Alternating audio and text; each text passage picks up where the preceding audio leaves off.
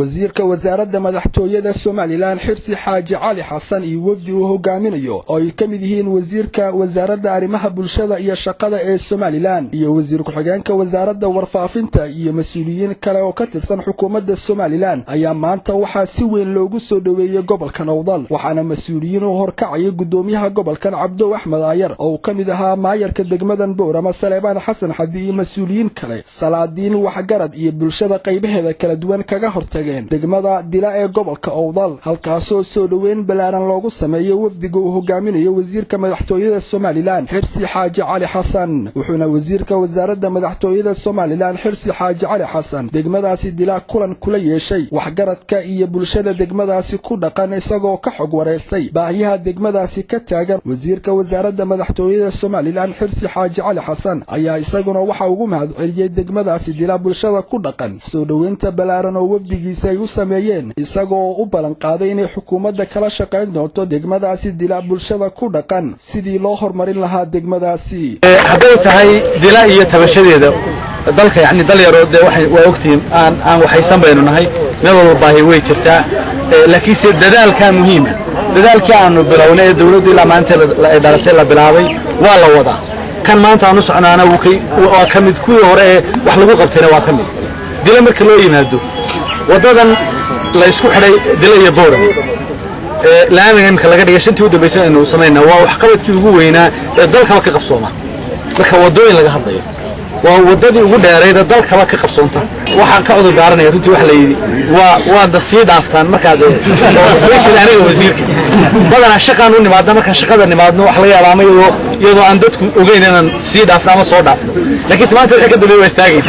waxaana wasiirka iyo wafdigiisa ay u soo kicitimeen magaalada Boorama ee xarunta gobolka Nowdal intii ay ku soo guda jireen safarkooda waxa uu wasiirka xariga ka jaray 3 kiiloomitir oo hor leh oo hay'adda dhismaha jidadka goboladan Nowdal iyo Salale Azarda ay ka bilaabi doonto dhismaha wadada laamiga ee isku xiri doonta magaalada Boorama iyo Dila wuxuuna wasiirku ka hadlay madashaasi waxaana hadaladiisa kamid ahaa shaqadu isma taagin wadooyin badan iyo qorshe badan baa inoo yaalo laga qabanayo gobolka haday tahay dhamaystirka wadada tan wixii jajaban u baahan la qabo haday tahay xagga shishe magaalada meeshan beeraha iyo dhulkan ay gawaaridu ku dhacday dadku ku dhintay wax ka qabashadeeda marka insha Allah taala diyaar baan u nahay sidoo kale qaar kamid ah mas'uuliyiinta hay'adda dhismaha jidadka goboladan Nowdal iyo Salale Azarda ayaa iyaguna waxay ugu mahadceliyeen wasiirka wasaaradda madaxtooyada Soomaaliland sida uu ugu shaqeeyo horumarka dalka dariiqan waxa loogu yimid dawladda Soomaaliya waxba ka qaban runaantii dawladda Soomaaliland isbedelan dariiqan wax laga qabtay oo buuran ma jirin halkan Nowdal waxa runtii sharaf u ah dawladda Maxamed Siiraayo inay iyagu u heleen nasiib iyo taariikh aan la ilaawin waxaan kaloo dawladda xitaa aad aan uga hambalyeynaa inay gudoomiyihii asarbe hore oo Xasan ah inay noo dalacsiiyeen ayaan aad iyo ugu mahadcelinaynaa wasiirka markii uu soo gaaray magaalada Boorama ee xarunta gobolka Nowdal waxaa si weyn ugu soo dhaweeyay bulshada ku dhaqan magaalada Boorama ee xarunta gobolka Nowdal wasiirka wasaaradda madaxtooyada Soomaaliland markii uu soo gaaray magaalada Boorama ee xarunta gobolka Nowdal waxa uu dhagax dhigay bridge-ka xaafadda Sheekh Cusmaan ee magaaladan Boorama halkaasoo dhismihiisa dhawaan la bilaabi doono wuxuuna wasiirku ka shanqariyay howlaha horumarineed ee xukuumadda Soomaaliland xilligan ku guda jirto waxaan halkan maanta u nimiyada inaan dhagax dhigno iyadoo madaxweynuhu soo diray madaxweynaha Jamhuuriyadda Soomaaliland soo diray inaan ka soo qabanay tan tahay wadadii aan soo dhagax dhignayba waxaanu wadadii 5 kiiloomitir ka dhinaa waana maanta dhagax dhignay tan oo lagu sameeyay bridge-kan halka ka gudbayna waana imka dhagax dhignay haddii la ka dhigo waxa iska kaashan doona dawladda dhexe iyo dawladda hoose iyo bulshada reer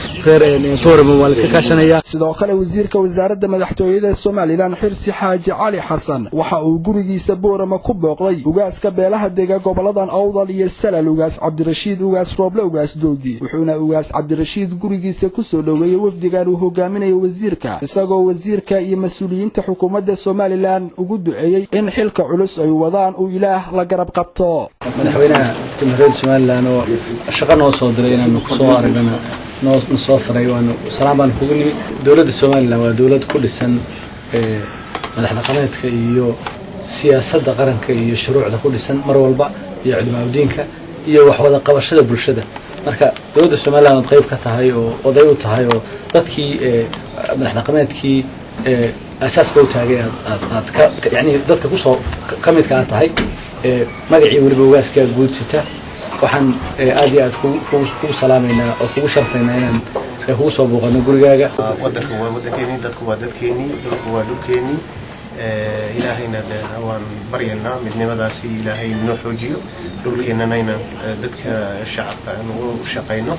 ونهار مرجع سينا هذه إلهي ده عبد الفتاح أحمد هاد وناق نيوس مقالة بورما.